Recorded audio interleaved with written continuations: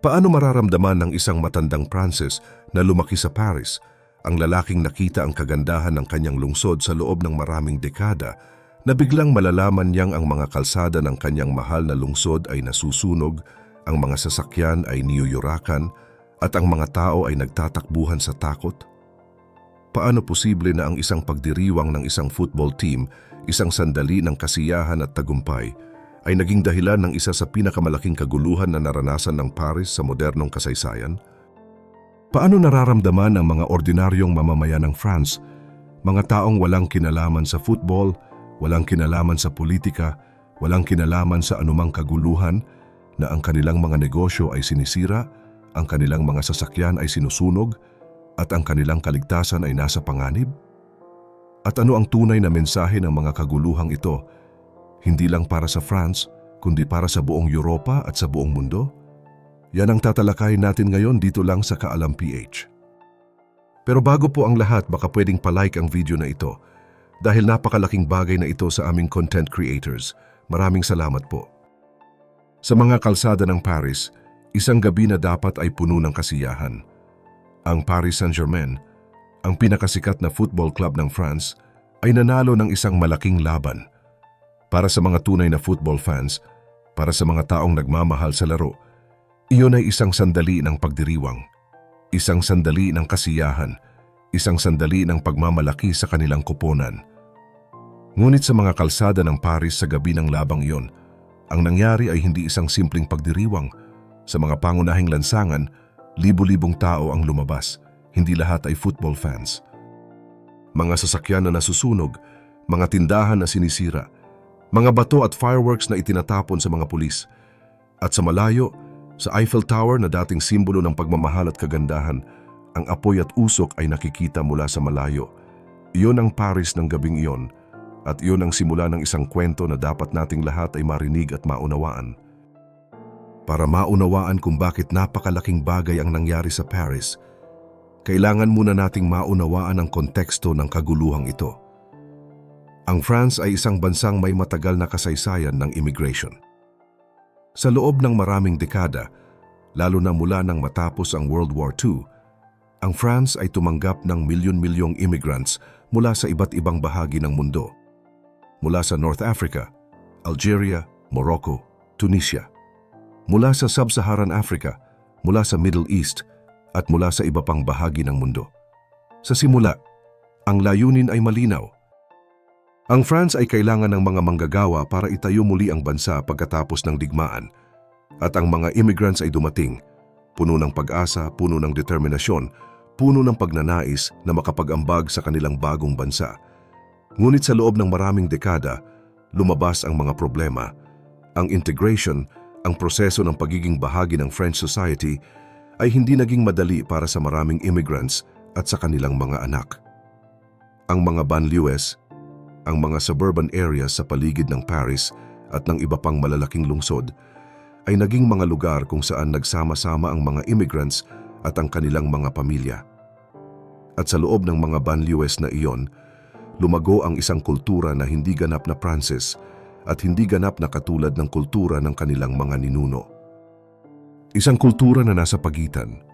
Isang kultura na madalas ay puno ng frustrasyon, ng pakiramdam na hindi sila ganap na tinatanggap ng French society, ngunit hindi rin sila ganap na konektado sa kultura ng kanilang mga magulang at lolo at lola. At sa frustrasyon na iyon, sa pakiramdam ng pagkabigo at kawalan ng pagkakataon, lumago ang isang galit na madalas ay walang malinaw na direksyon. Isang galit na naghahanap ng paraan para lumabas.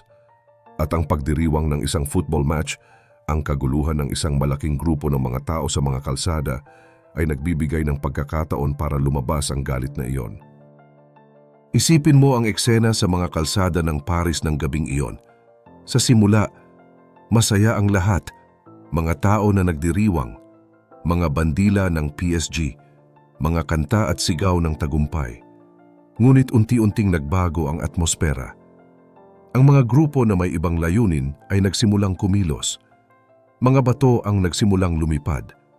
Mga fireworks, hindi para sa selebrasyon, kundi bilang mga sandata, ay nagsimulang itapon sa mga pulis. At ang mga pulis na nakasuot ng riot gear na naghahanda para sa posibleng kaguluhan ay nagsimulang mag-respond. Ngunit narito ang mga tanong na dapat nating itanong. Bakit nangyari ito? Bakit ang isang pagdiriwang ng football ay naging isang riot? Ang sagot ay hindi simple. Hindi ito tungkol sa football. Hindi ito tungkol sa PSG o sa kanilang tagumpay. Ito ay tungkol sa isang mas malalim na problema. Isang problema na matagal nang umusbong sa ilalim ng ibabaw ng French society. Ang problema ng integration, ng pagkakakilanlan, ng pakiramdam ng pagkabigo at kawalan ng pagkakataon. At narito ang mas mahalaga pang tanong, sino ang mga taong lumahok sa kaguluhan? Ayon sa mga ulat at sa mga video na kumalat sa social media, ang karamihan ng mga lumahok sa kaguluhan ay hindi mga ordinaryong football fans. Sila ay mga kabataang nagmumula sa mga banlieues, ang mga suburban areas sa paligid ng Paris na kilala bilang mga lugar ng kahirapan at social exclusion. Mga kabataang ang mga magulang o lolo at lola ay immigrants mula sa North Africa o Sub-Saharan Africa. Mga kabataang lumaki sa France, nagsalita ng French, nag-aral sa French schools, ngunit hindi pa rin nararamdamang ganap na tinatanggap ng French society. At sa frustrasyon na iyon, sa galit na iyon, pinili nilang sirain ang lungsod na hindi nila naramdamang tunay na kanila. Sa loob ng ilang oras, ang kaguluhan ay kumalat, hindi lang sa isang lugar, sa buong Paris. Mga sasakyan na nasusunog sa Champs-Élysées, mga tindahan na sinisira sa Place de la République, mga bato at fireworks na itinatampal sa mga pulis sa iba't ibang bahagi ng lungsod. At sa social media, isang video ang kumalat na nagpabago ng lahat. Isang lalaki, ang anak ng isang sikat na mga awit na may pangalang Khalid, ay umakyat sa estatwa ni Joan of Arc. Ang gintong estatwa ni Joan of Arc, ang simbolo ng French national identity, ang simbolo ng tapang at patriotismo ng France, ay ginawang entablado ng isang lalaking gustong magpahayag ng kanyang mensahe. At ang mensahe niya, na naipost niya sa kanyang sariling social media, ay malinaw at mapanghamon. Paris is ours. Cry about it. Paris ay amin. Umiyak kayo. Tatlong salita na nagpabago ng lahat. Tatlong salita na nagpapakita ng isang bagay na mas malalim kaysa sa isang simpleng riot. Isang pahayag ng pagmamay-ari, isang pahayag ng galit, isang pahayag ng isang grupo ng mga tao na naramdamang ang lungsod na kanilang tinatahanan ay hindi nila tunay na pag-aari. At ngayon ay sinasabi nilang ito ay kanila na. At sa buong France, sa buong Europa, ang tatlong salitang iyon ay naging simbolo ng isang mas malaking debate. Tungkol sa immigration, tungkol sa integration, tungkol sa kinabukasan ng France. Habang nagaganap ang lahat ng ito, ano ang ginawa ni Presidente Emmanuel Macron? Nag-post siya sa social media, ngunit hindi tungkol sa kaguluhan, tungkol sa PSG. A new star shines over Paris. Bravo to PSG for making all of Europe dream. France is proud. Isang bagong bituin ang nagliliwanag sa Paris. Bravo sa PSG para sa pagpapangarap ng buong Europa, ipinagmamalaki ng France.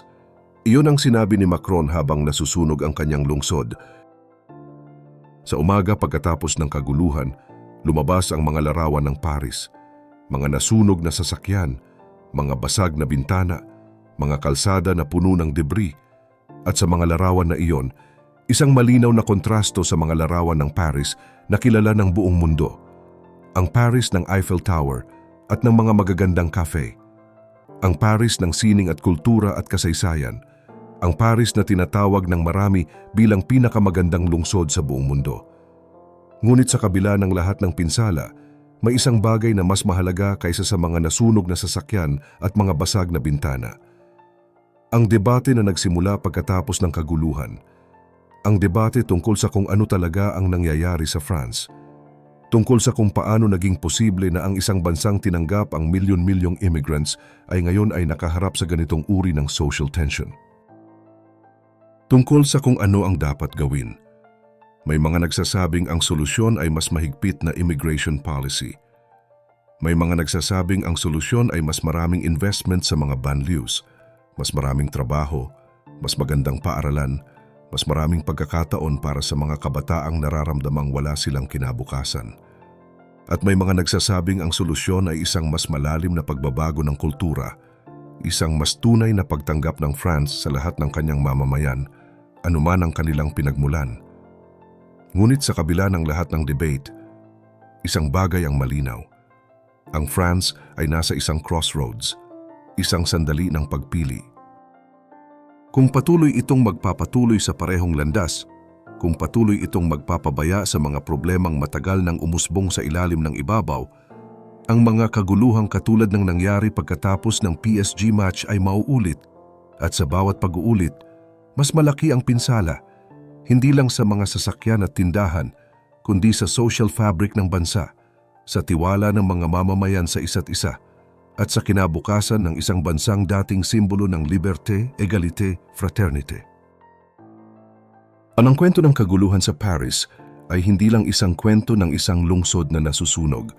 Ito ay isang kwento ng mga kahihinatnan, ng mga desisyon na ginawa ng mga bansa sa loob ng maraming dekada, mga desisyon tungkol sa immigration, tungkol sa integration, tungkol sa kung paano tinatrato ang mga taong pumunta sa iyong bansa para maghanap ng mas magandang buhay.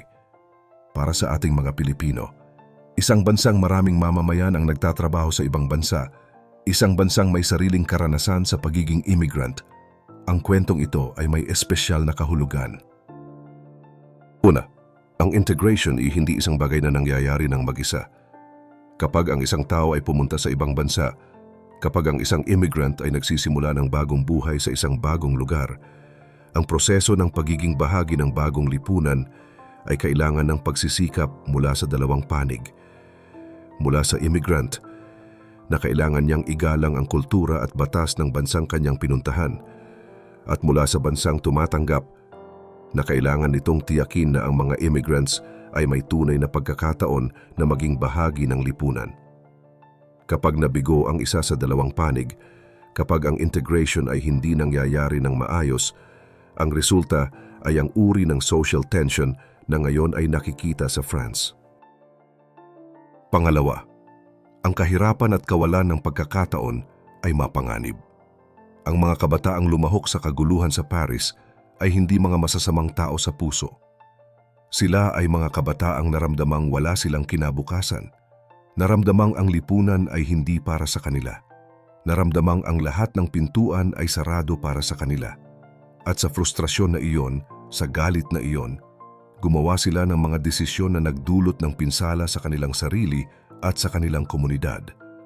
Iyon ang aral para sa lahat ng bansa, kasama na ang Pilipinas, na ang kahirapan at kawalan ng pagkakataon ay hindi lang isang economic na problema. Ito ay isang social na problema, isang security na problema, isang problema na nakakaapekto sa lahat. Pangatlo, at ito ang pinakamahalaga, ang pagmamahal sa bansa ay hindi lang isang salita. Ito ay isang aksyon. Ang lalaking umakyat sa estatwa ni Joan of Arc at nagsabing, "Paris is ours."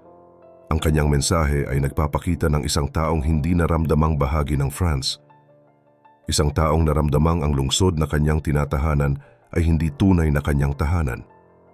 At iyon, ang pakiramdam na iyon ng hindi pagkakabilang, ay ang pinakamapanganib na bagay na maaaring mangyari sa isang lipunan. Para sa ating mga Pilipino, sa ating mga OFW na nagtatrabaho sa ibang bansa, tandaan ninyo ang aral ng Paris. Igalang ang bansang inyong pinuntahan, sundin ang kanilang mga batas, maging bahagi ng kanilang komunidad. Ngunit huwag din kalimutan kung sino kayo. Huwag kalimutan ang inyong kultura, ang inyong pagpapahalaga, ang inyong pagkakakilanlan bilang mga Pilipino, dahil ang tunay na integration ay hindi ang pagkawala ng inyong sarili. Ito ay ang pagdadala ng pinakamahusay na bahagi ng inyong sarili, ng inyong kultura, ng inyong pagpapahalaga, ng inyong pagmamahal sa kapwa, sa bagong lipunang inyong pinasok. At iyon, ang uri ng integration na iyon ay nagdudulot ng kabutihan sa lahat, sa immigrant, sa bansang tumatanggap, at sa buong mundo. Huwag hayaang ang kwento ng Paris ay maulit sa kahit saang sulok ng mundo. Dahil ang apoy na nasunog sa mga kalsada ng Paris ng gabing iyon ay hindi lang nasunog ang mga sasakyan at tindahan, nasunog din ang tiwala ng mga tao sa isa't isa. At ang tiwala, kapag nasunog na, ay mas mahirap pang itayo kaysa sa kahit anong gusali o sasakyan. Kung nagustuhan mo ang video na to, share mo naman sa iba at mag-subscribe ka na rin. Panoorin mo na rin yung mga videos na nasa kanan. Maraming salamat.